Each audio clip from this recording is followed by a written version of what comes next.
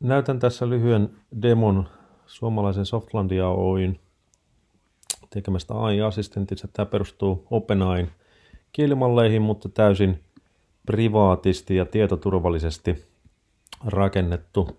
Ja noudatamme GDPR, eli kaikki data on Euroopassa.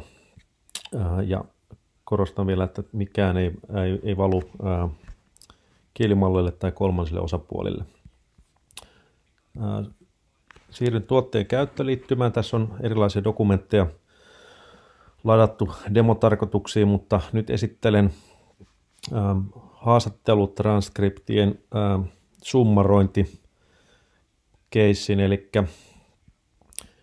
etsin nyt vaan netistä tällaisen esimerkin. Tämä on jonkun yliopiston koulutusmateriaalista. Dokumentteja, mitä tässä työkalussa voi käyttää, niin voi olla ihan mikä tahansa tekstimuotoinen formaatti, PDF, Word, niin edelleen, mutta käytän nyt tätä web-sivua ja lataan sen tänne työkaluun, add new, annan sille tagin, että opiskelija haastattelu, näin, ja sitten lataan sen aineiston sinne dataan. Nyt se on siellä, eli tuolla näkyy aineistona. Kurkataan vielä vaikka mitä sieltä, se ei nyt vielä näytä, se ei ole indeksoinut vielä sitä tekstiä, mutta se ei meitä haittaa. Teen nyt chatin, jossa voin kysyä summaryä. Opiskelija haastattelu. Ja valitsen nyt sen dokumentin aineistoksi. Jos mulla olisi näitä 50 näitä haastatteluja, voin yhtä lailla pistää ne kaikki tuohon samaan tagiin. Nyt laitan tästä chatin päälle ja kysyn, mitä tee minulle yhteenveto haastattelusta. Okei.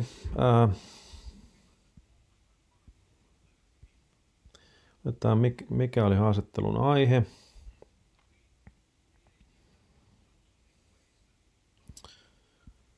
Eli tässä on tämmöisiä valmiita kysymyksiä, mitä tämä ehdottaa, mutta yhtä lailla voin kysyä omia kysymyksiä.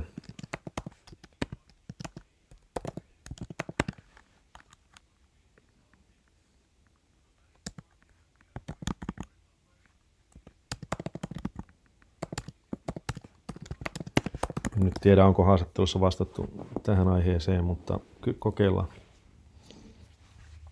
Eli nyt jos sulla olisi esimerkiksi kuluttajahaastattelu 20 kuluttajahaastattelua jossain formaatissa, niin voisit tuoda ne omat haastattelut tänne ja tehdä nopeasti yhteenvedon. Ja